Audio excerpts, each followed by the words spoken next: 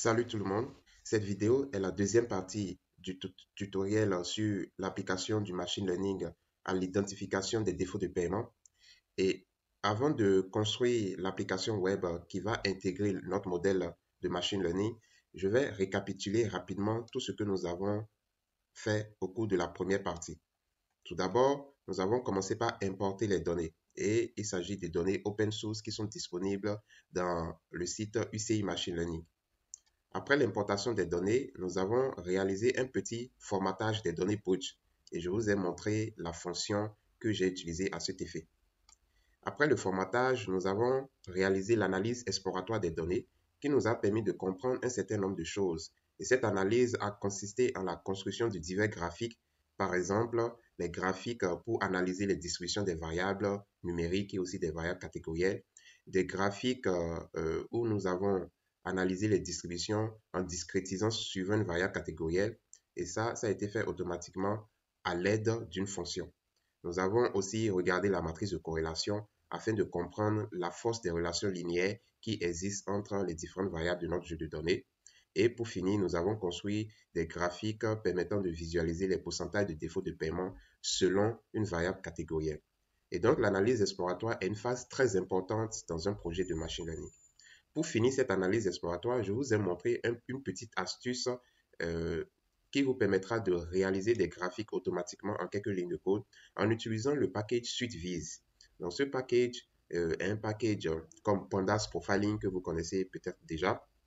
Et c'est un package qui vous permet de réaliser une analyse exploratoire en quelques lignes de code, en, je pense 2 lignes de code, et de générer le rapport en HTML. Vous pouvez aussi afficher directement le rapport dans votre notebook et je vous ai montré comment le faire. Après l'analyse exploratoire, nous sommes passés à l'étape de modélisation en commençant par diviser notre ensemble de données en 3 ensembles: entraînement, validation et test. Une fois que cela est fait, nous avons créé un pipeline de modélisation. Ce pipeline de modélisation comporte aussi des étapes de pré-traitement des données telles que l'encodage des variables catégorielles avec l'objet OneHot Encoder de scikit-learn, la standardisation des variables numériques avec la classe standard scalar, la combinaison de ces deux étapes en une seule étape, et enfin, nous avons créé une étape d'estimation, donc une étape de modélisation avec l'algorithme Random Forest Classifier. Une fois que notre pipeline a été construit, nous l'avons entraîné avec l'ensemble d'entraînement et nous avons évalué la performance du modèle construit en utilisant une fonction dédiée à cet effet, Performance Evaluation Reports. Cette fonction nous donne plusieurs métriques d'évaluation qui nous permettent d'analyser la performance de notre modèle et aussi nous permet de regarder de manière visuelle la performance de notre modèle avec la matrice de confusion, la courbe ROC et aussi la courbe précision recall.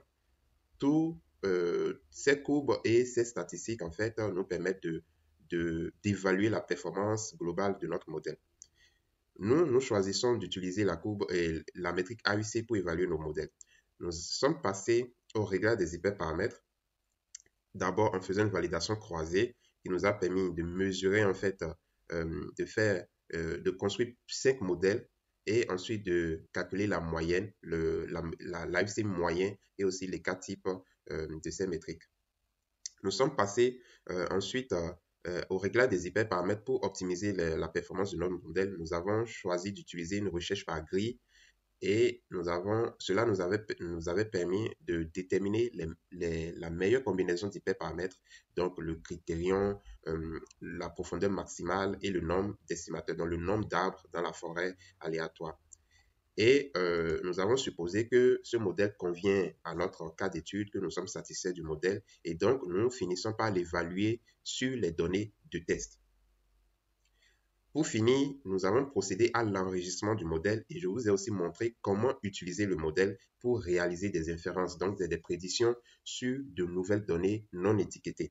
Et j'ai fait une petite simulation en prenant les 5 premières observations de notre jeu d'entraînement et réaliser les prédictions grâce au modèle à partir de ces 5 observations. Et nous avons vu que le modèle prédit bien les classes, donc soit défaut de paiement ou non défaut de paiement, et aussi les probabilités de chacune de ces classes-là. Maintenant, ça, c'est la partie modélisation. Donc, une fois que vous avez créé votre modèle, enregistré votre modèle, il faut maintenant l'intégrer dans une application métier et c'est ce que nous allons faire dans la deuxième partie de cette vidéo. Je tiens à préciser que les ressources de ce tutoriel sont disponibles et je vous mettrai le lien en description aussi de cette vidéo. Vous allez pouvoir vous les procurer. Ces ressources comprennent notamment le notebook que j'ai utilisé ici. Et dans ce notebook, vous avez toutes les explications avec les commentaires. C'est un notebook où j'ai mis vraiment les commentaires, les explications des fonctions. Vous aurez aussi dans les ressources le fichier Python qui, en fait, contient toutes les fonctions que j'ai utilisées lors de l'expérimentation dans le notebook. Donc, la fonction download raw data qui permet de télécharger les données brutes, la fonction read raw data, la fonction formatage raw data qui m'a permis de formater les données brutes, la fonction plot distribution qui permet d'analyser les distributions des variables quantitatives et qualitatives, la fonction plot discretize distribution qui permet d'afficher les distributions de nos variables en discrétisant suivant une variable catégorielle. Vous avez aussi la fonction plot correlation matrix qui permet de tracer la matrice de corrélation, la fonction PCT default by category qui permet d'afficher le pourcentage de défaut de paiement suivant une variable catégorielle. Et pour finir, la fonction d'évaluation des modèles qui est Performance Evaluation Reports. Et toutes ces fonctions vont vous permettre en fait de vite avancer dans vos projets de machine learning. Vous aurez seulement à adapter ces fonctions à votre contexte à vous. D'accord? Et donc, ce fichier Python est aussi disponible dans les ressources du tutoriel dont vous avez le lien dans la description de cette vidéo. Allez-y, cliquez sur le lien et procurez-vous ces ressources. Maintenant, je vais passer à la construction de notre application web pour intégrer notre modèle de prédiction de défaut de paiement. Nous allons créer un fichier Python que je vais nommer tout simplement app. Donc, je fais app.py et nous allons commencer par coder. Notre application sera codée avec Streamlit. Pour ceux qui ne le savent pas, Streamlit est une framework Python qui permet de développer des applications web. La particularité de Streamlit, c'est qu'elle est orientée data science. Et donc, les data scientists peuvent, grâce à Streamlit, développer des applications en data, en machine learning, sans forcément connaître, être des développeurs purs et durs. Donc, en quelques lignes de code, vous pouvez vous-même construire une application pour montrer à vos collègues votre travail ou bien pour présenter un produit et un résultat d'analyse, un data product comme on le dit en anglais. Donc, je commence déjà par importer les librairies dont on aura besoin et naturellement, nous aurons besoin de la librairie Streamlit. Attention.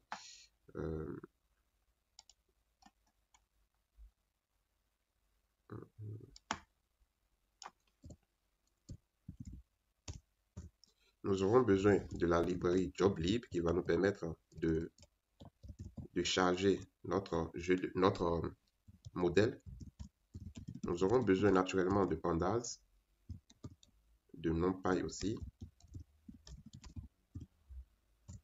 Et nous aurons besoin de Plotly Express pour tracer notre diagramme. Donc, je vous remontre l'interface graphique que nous devons construire. C'est une interface graphique toute simple. Dans la barre latérale, vous renseignez les caractéristiques du client, d'accord, qui demande le prêt. Vous avez un bouton prédit. Dès que vous appuyez sur ce bouton, le modèle va tourner en back-end et vous donner le résultat de la prédiction. Et le résultat, c'est soit le client est en défaut de paiement, sera en défaut de paiement, soit il ne sera pas en défaut de paiement. Et en plus de ça, vous avez les probabilités de chacune de ces classes, donc la probabilité de ne pas être en défaut de paiement et la probabilité d'être en défaut de paiement. Donc, c'est très simple ce que nous allons construire. Et donc, sans plus tarder, nous allons commencer. Alors, ici, ce trait jaune-là veut dire que je n'ai pas installé Plotly Express. Donc, il faut que je l'installe. Donc, je peux faire ça directement dans le notebook ici. Je vais installer Plotly Express. Pour installer Plotly Express, vous pouvez créer une cellule de code dans votre notebook, par exemple, et exécuter la commande pipe install Plotly Express. Ou vous pouvez aussi ouvrir le terminal et à partir du terminal, exécuter cette même commande pipe install Plotly Express. Donc, c'est totalement au choix. Pour que la vidéo ne soit pas longue, moi, je l'ai déjà installé. Donc, je vous invite à le faire. Voilà. Et une fois que c'est installé, en tout cas, installer tous les packages nécessaires, tous ces packages Streamlit, Joblib, Pandas, NumPy, Plotly Express si ce n'est pas encore fait. Et donc, nous allons commencer maintenant par coder l'application. Donc, commençons déjà par donner un titre à notre application. Pour ceux qui ne savent pas encore développer des applications web avec Streamlit, je vous invite à regarder ma formation développement d'applications web avec Streamlit sur cette chaîne YouTube. Elle est totalement gratuite. Donc, vous avez une playlist. Dans cette playlist, vous avez plusieurs vidéos qui vont vous permettre de bien comprendre comment Streamlit fonctionne et de développer des applications et même de les déployer. Dans l'application que nous allons développer ici, nous allons aussi, je vais vous inviter à la déployer. Donc, il faut aller regarder la vidéo sur le déploiement d'applications web avec Streamlit. Donc, je vais donner un titre à l'application. Je vais dire application de prédiction de défaut de paiement. Défaut de paiement. Et je peux aussi ajouter une petite phrase explicative. C'est toujours intéressant pour dire vraiment ce que cette application fait. Je dis cette application utilise un modèle de machine learning pour prédire si un client, donc si un client sera en défaut de paiement ou non. D'accord? En fonction des caractéristiques fournies. Donc, ça, c'est une phrase explicative. Je fais CTRL S pour enregistrer. Donc, je vais aller dans le terminal. Je fais New Terminal. Et on va exécuter au fur et à mesure. Donc, je fais Streamlit Run App. On exécute au fur et à mesure pour voir comment si notre application fonctionne bien à cette étape. Donc, l'application s'affiche dans votre navigateur par défaut. Voilà, donc application de prédiction de défaut de paiement et la petite phrase explicative est bel et bien là. Ok, donc continuons la création de l'application. Donc, ce qu'on veut faire, c'est mettre toutes les caractéristiques à renseigner dans la barre latérale. Et pour ce faire, c'est la méthode sidebar. Donc, sidebar, je vais déjà mettre un petit titre.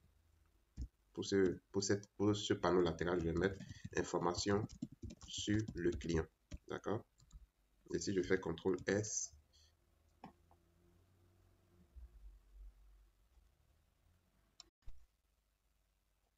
en faisant CTRL S, vous avez directement la modification sur l'interface graphique de l'application. Donc, information sur le client, ça apparaît directement dans la barre latérale ici. Et c'est dans cette barre latérale que nous allons renseigner les caractéristiques du demandeur de crédit. Donc, je reviens dans le code. Et nous allons commencer par renseigner ces caractéristiques.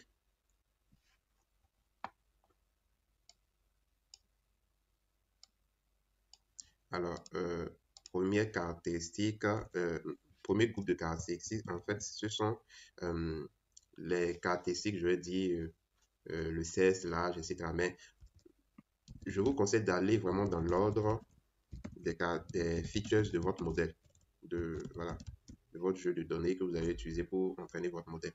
Nous avons la variable limite PAL qui, en fait, est le montant du prêt.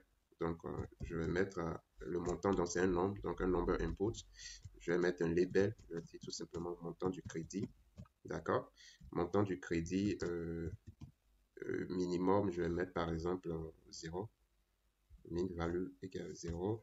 Et je vais mettre value par exemple égale, je vais mettre par exemple 50 000. D'accord? 50 000. Et deuxième caractéristique, le cess, donc st sidebar encore. Select boss. Ici, je vais faire une liste déroulante parce que le C, c'est une variable catégorielle. Donc, c'est chaîne de caractères. Donc, je fais select boss. Je fais cess du client. Et je mets les différentes possibilités. Donc, j'ai femme. Non, moi, je mets en anglais mal. D'accord? Ici, ce sont les modalités de votre variable, tout simplement. Donc, les choix possibles que l'utilisateur peut faire sur cette variable. Après, vous avez l'éducation. La variable éducation, donc un st sidebar aussi. Select boss. Donc, le niveau d'éducation. Le niveau d'éducation du client ou bien de la cliente. Donc, je mets tout simplement niveau d'éducation. Ici aussi, je mets 16. Voilà. Niveau d'éducation. Alors, niveau d'éducation, on a graduate. Donc, je remets les modalités de cette variable. Graduate school. On a university, pour ceux qui ont suivi des études universitaires. On a high school. Attention, high school. Et on a odeur.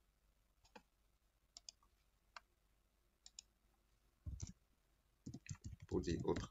D'accord? Donc voilà, je renseigne toutes les caractéristiques. Bon, j'irai voir à quoi ça correspond. Je vous montre.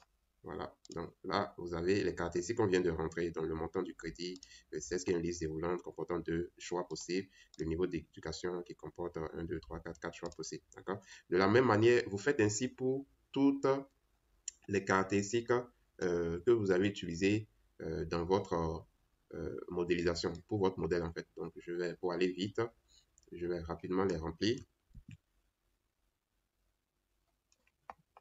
Donc je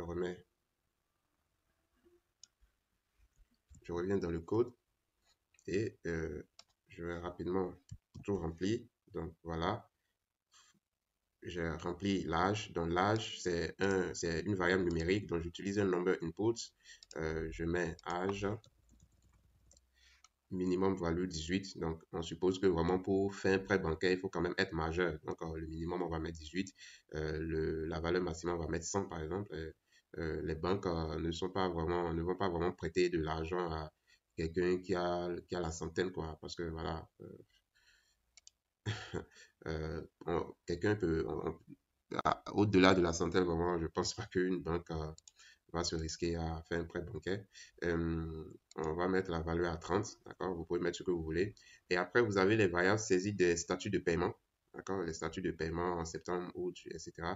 Les relevés de facturation aussi, qui sont des variables numériques, donc j'utilise un number input, et les paiements précédents aussi, qui sont des variables numériques.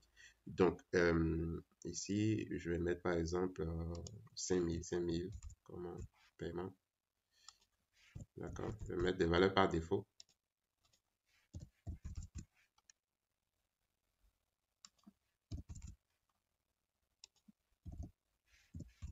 Vous pouvez mettre tout ce que vous voulez en fonction du jeu de données que vous avez, de votre connaissance des variables.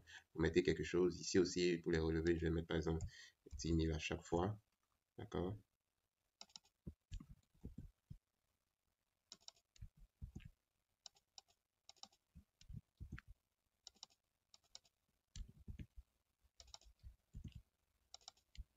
Voilà, donc je mets des valeurs par défaut. Je reviens sur ces variables statut de paiement. Ici, pourquoi je n'ai pas utilisé des number input? Parce qu'en réalité, c'est des variables catégorielles. Donc, je préfère le faire ainsi. Donc, là, je les mets en select box et je mets voilà, je mets les différentes possibilités. Donc, on sait qu'il y a le statut de paiement régulier et non régulier, retard de 1 mois, retard de 2 mois, etc., jusqu'à 9. OK? Donc, voilà. Une fois que j'ai saisi ça, je fais CTRL S pour voir si la modification, je vois bien la modification dans l'application. Voilà les caractéristiques. J'ai renseigné toutes les caractéristiques. Super. C'est bien, c'est excellent. Donc, vous avez le montant du crédit, le 16, le niveau d'éducation, le statut matrimonial du client. Vous avez le statut de paiement, etc., les relevés de facturation, les paiements précédents. Voilà. Donc, ce qui me reste à faire, c'est mettre le bouton prédire. Donc, ça, je vais vous montrer comment faire. On va mettre le bouton prédire. Donc, une fois que j'ai renseigné les caractéristiques, maintenant, je peux faire mon bouton prédit. Mais avant, comme je vous l'ai montré dans la partie 1, utilisation du modèle, d'accord, rappelez-vous, on a construit une fonction makePrediction. Cette fonction prend le modèle et une data frame qu'on a nommée ici features, d'accord. Et à partir de là, nous avons utilisé la fonction pour réaliser les prédictions sur cette data frame, cette nouvelle data frame non étiquetée. On a supposé que c'est non étiqueté. C'est le même process que nous allons réaliser ici. Nous allons d'abord transformer tout ce que l'utilisateur a rentré. Pour un client, nous allons transformer ça en une data frame. Donc, je dis créer un data frame à partir des caractéristiques renseignées. D'accord? Donc, je vais créer une data frame. Donc, je vais nommer ça input data. Attention, input data qui sera égal Donc, je fais appel à la méthode DataFrame de Pandas et je construis ma DataFrame. Donc, j'utilise les mêmes variables, les mêmes noms de variables qui ont servi à construire le modèle. Et les valeurs, ce seront les variables que j'ai renseignées pour les entrées utilisateurs. Donc, moi, je ne me suis pas cassé la tête, j'ai nommé ça de la même manière partout. Donc, ça, c'est la première variable. Après, je vous conseille de faire dans l'ordre, d'accord? Parce que votre modèle a un ordre qui suit. Donc, faites dans l'ordre, c'est toujours mieux. Donc, education aussi, je mets la valeur. La valeur, ce sera education. Voilà. Donc, à chaque fois que l'utilisateur rentre quelque chose, après, le input data prend ça et remplit les valeurs. Donc, par exemple, s'il a rempli 50 000 ici, donc la valeur ici de la colonne limite sera 50 000, etc., etc. Donc, s'il a choisi, par exemple, mâle pour le 16, ici, le 16 sera pour valeur mâle, etc., etc. Donc, je vais créer ma data frame ainsi et après utiliser cette data frame pour faire des prédictions. Voilà. Donc, pour aller vite, je vais rapidement remplir tout cela.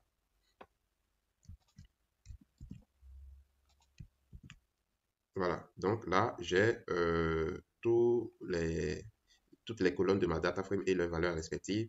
Donc voilà, c'est très simple, j'ai la data frame.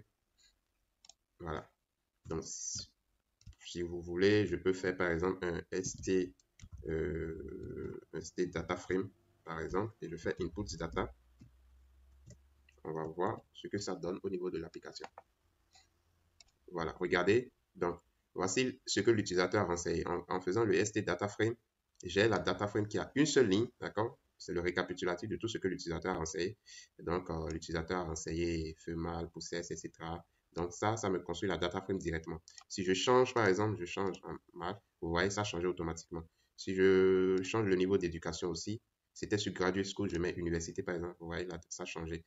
Je mets l'âge à 35, par exemple, vous allez voir que l'âge a changé aussi, etc. Si je mets le statut matrimonial à married, ouais, ça a mis. Donc voilà la data frame. Et c'est cette data frame là que nous allons faire passer à une fonction, d'accord? Et cette fonction va nous retourner le résultat. Est-ce que ce client là, en fonction de ses caractéristiques, est-ce qu'il sera en défaut de paiement ou pas? Et nous retourner aussi les probabilités des deux classes. Donc, je n'ai pas besoin d'afficher forcément la data frame. Voilà, je vais l'enlever. Mais je tenais à vous montrer quand même comment ça fonctionne vraiment. Donc, alors, je vais mettre tout simplement un commentaire. Voilà. Et on va maintenant passer à la prédiction. Donc, prédiction.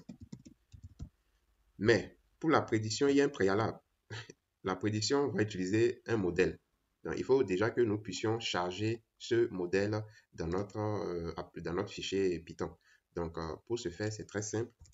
Je vais mettre chargement du modèle et on va faire modèle égal. On utilise joblib load. Le modèle, je l'avais enregistré dans la partie 1, je l'ai appelé bestmodel.pkl. Donc, je fais load bestmodel.pkl. Donc, le modèle, il est chargé à ce niveau. D'accord? Et je vais définir ma fonction de prédiction. Je définis ma fonction pour faire des prédictions. C'est la même fonction que nous avons définie dans la partie 1. Donc, je vais juste copier ça. Voilà. Attention.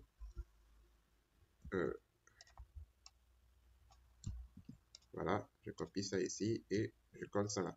Donc ici, je n'ai pas besoin de l'argument modèle. Donc, il est déjà défini là. J'utilise seulement l'argument features. Features qui est la data frame en fait de mes inputs, d'accord? De mes entrées utilisateurs. Donc, il fait la prédiction avec la méthode prédite. Il va prendre la probabilité avec la méthode prédite probable. La probabilité, je fais x100 et je la mets à 2 chiffres après la virgule ou à 3 chiffres si vous voulez, et il me retourne la prédiction et la probabilité. Et je vais pouvoir utiliser ça maintenant pour réaliser mes prédictions. Les prédictions, je veux que ça soit à chaque fois que l'utilisateur clique sur le bouton prédit. Donc, ça va permettre de contrôler la réactivité dans l'application parce que dans Streamlit, dès que vous changez quelque chose, si vous ne mettez pas une manière de contrôler la réactivité, votre application va se mettre à jour de manière instantanée, d'accord? Donc, parfois, c'est un peu embêtant. Supposons que l'utilisateur n'a pas fini de renseigner les caractéristiques et l'application commence déjà par charger le modèle, calculer les choses. Non, ça va pas être optimal. Ce qui est optimal, c'est de faire un bouton prédit. Donc, ça laisse le temps à l'utilisateur de renseigner toutes les caractéristiques. Il renseigne ses caractéristiques, voilà, tranquillement. Après, c'est quand il appuie le bouton prédire, d'accord, bien run, c'est comme vous voulez, vous pouvez l'appeler comme vous voulez. C'est à ce moment que l'application va tourner. Parce que si vous ne faites pas ça, dès que vous changez seulement quelque chose, ça va tourner. Dès que vous changez quelque chose, ça va tourner. Et là, c'est pas optimal. Il faut pouvoir laisser le temps à celui qui utilise l'application, peut-être c'est le banquier, il renseigne les caractéristiques de ce client-là, il clique sur le bouton prédit et l'application tourne à ce moment pour lui donner les résultats. C'est ce qu'on va faire. Donc ce bouton, c'est très simple. Je vais faire if cette barre. Il est dans la barre latérale, donc c'est pour ça que j'utilise cette barre et bouton prédit. Je vais nommer ça prédit, d'accord, tout simplement. Si ce bouton est appuyé, donc ça veut dire si cette condition est vraie, alors je vais calculer la prédiction et la probabilité. Il suffit que j'utilise ma fonction makePrediction que je vais appliquer sur ma data frame input data, d'accord, input data. Voilà. Et j'ai ça, je peux maintenant afficher les choses. Donc, je peux afficher le résultat. Donc, je vais dire ST, je vais mettre les probabilités. Je vais d'abord mettre les probabilités. Donc, je vais mettre checkreader probabilité. D'accord. Je vais mettre les probabilités. Alors, je peux transformer ces probabilités parce que ça va s'afficher en NumPy. Donc, on a un NumPy, tableau NumPy. Donc, moi, je vais transformer ça en data frame.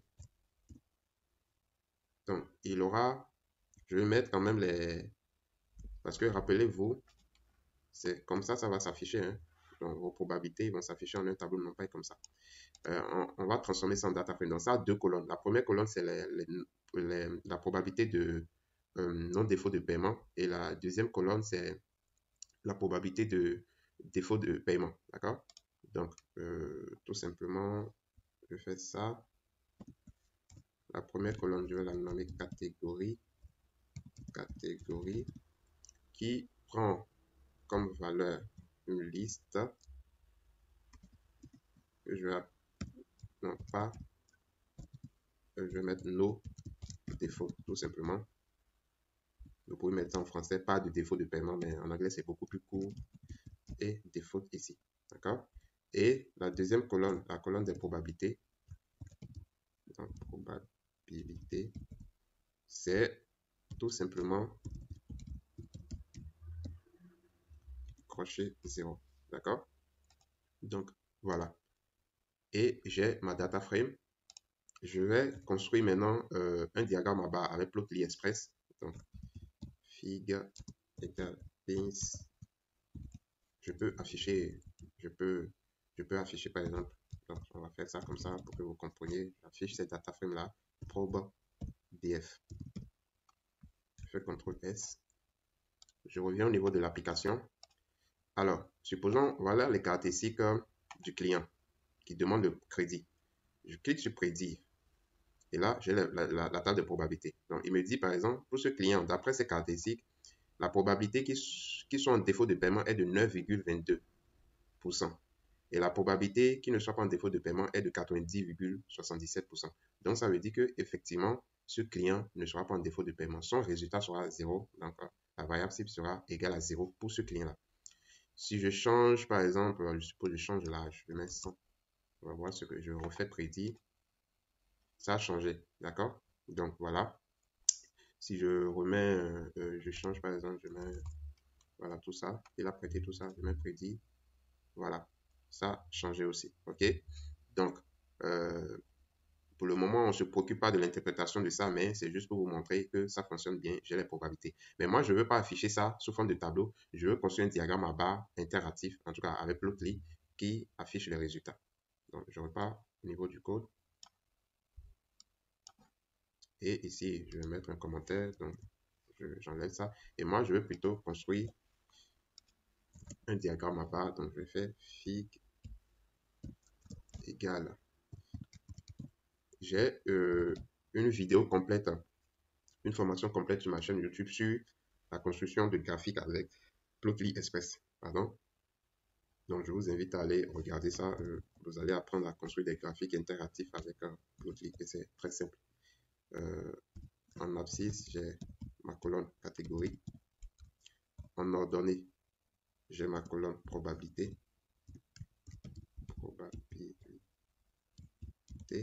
Et je vais mettre un petit texte.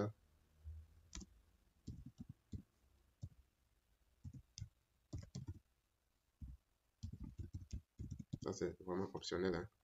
Je laisse tomber même le texte. Je n'ai pas vraiment besoin. Et en label, je vais mettre, pour mettre un titre à l'as des ordonnées en fait. Donc, je mets probabilité. Le titre, ça soit probabilité en pourcentage. En pourcentage. Donc, label ici, l'as des ordonnées. Voilà comment je vais le nommer. D'accord? Je pouvais directement le nommer comme ceci ici. Hein. Comme ça, je ne m'embête pas. Je mets seulement ma data frame, l'as des abscisses, l'as des ordonnées. D'accord? C'est complètement au choix. Et pour afficher ça, je fais un st plotly chart. Donc, pour afficher les graphiques plotly avec Streamlit, vous utilisez cette méthode plotly chart. OK? Je fais CTRL S. Je repars dans l'application et on va voir si tout fonctionne bien. Je clique sur prédire. Ça va tourner. Voilà. Donc, j'ai le résultat sous forme de diagramme en bas avec l'affichage des résultats. D'accord? Donc, je vais mettre quand même le test pour afficher la probabilité en fait. Le test, vous allez voir ce qui va changer. Test égale la colonne probabilité.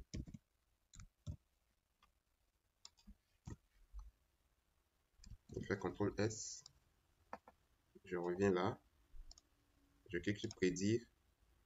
Ouais, ça affiche le test, d'accord? Dans la probabilité, la valeur de la probabilité. De toute façon, quand vous cliquez vous glissez le curseur sur la barre, ça vous affiche déjà les informations. Ça, c'est le défaut de paiement, défaut de paiement. Voilà. Donc, je vais retourner pour mettre quand même ici, il y a 2 chiffres après la virgule. Je trouve que c'est plus joli quand c'est à 2 chiffres après la virgule au lieu de 3 chiffres après la virgule. Donc ça, c'est mon diagramme en bas. Mais je vais maintenant afficher le résultat même de la variable. Donc, soit 0 ou bien 1. Et avec un titre. Donc, je vais mettre st subheader. Je vais mettre le résultat de la prédiction. Le résultat de la prédiction. Donc, le résultat de la prédiction, c'est soit 0, 1. 0, c'est pour dire que le client ne sera pas en défaut de paiement. Et 1, c'est pour dire que le client sera en défaut de paiement. Donc, au lieu d'afficher 0, 1, moi, je vais afficher une phrase. Donc, je vais dire si la prédiction, donc je prends la prédiction, si c'est égal à 1, si c'est égal à 1, alors je vais mettre st_error, le client, c'est une phrase, vous mettez une phrase, hein, le client sera en défaut de paiement. D'accord? Sinon, ce sera le succès st success. Le client ne sera pas en défaut, de paiement. Voilà. Donc, si c'est 1, ça veut dire qu'il sera en défaut de paiement. Si c'est pas 1, si c'est 0, il sera pas en défaut de paiement. Je fais CTRL S. Je reviens dans l'application. Tac. Je vais rentrer les informations. Je suppose que c'est un client qui a pété, par exemple, 100 millions. 100 millions. D'accord? C'est une femme. Je dis c'est une femme. Elle a un niveau secondaire. Elle est célibataire. Elle a, je vais dire, 55 ans. Statut de paiement. Et je vais mettre irrégulier ici, 0. Bon, je mets irrégulier partout, par exemple. Irrégulier partout. Régulier. Relevé de facture, je laisse comme ça. Je laisse tout le reste comme ça. Je fais prédit. Le client ne sera pas en défaut de paiement. D'accord? Voilà. Le client ne sera pas en défaut de paiement. Donc, ça, c'est une application très, très simple. OK? Vous pouvez l'adapter comme vous voulez. Et pour le déployer, vous cliquez ici sur Deploy et vous suivez la procédure. Je vous invite à aller regarder ma vidéo sur le déploiement d'applications Streamlight directement dans le cloud de Streamlight. C'est très simple, vous avez juste besoin d'un compte GitHub et le tout est joué. Alors, nous avons notre application. L'utilisateur peut renseigner les caractéristiques de demandeur de crédit, cliquer sur crédit, avoir les probabilités des deux classes et avoir le résultat de la prédiction sous forme d'un message qui s'affiche. Donc, ça, c'est une application très simple mais qui va permettre vraiment de prendre des décisions sur les prêts qu'il faut attribuer ou pas.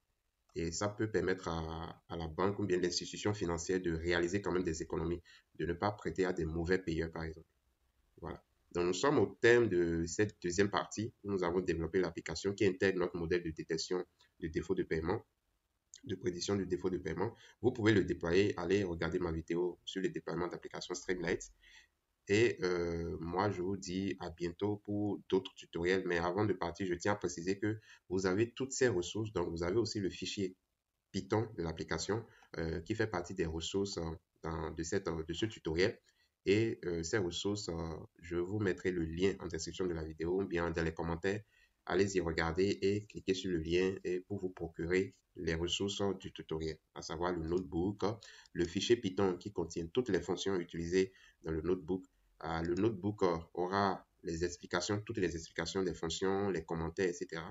Et aussi le fichier de l'application, donc le code Python de l'application, avec d'autres éléments tels que les données naturellement. Nous voilà au terme de ce tutoriel. Si vous avez aimé, je vous invite à liker, à commenter et surtout à partager massivement les vidéos que vous regardez sur cette chaîne. Je vous dis tout simplement à bientôt pour de nouvelles formations et tutoriels en data science et en machine learning.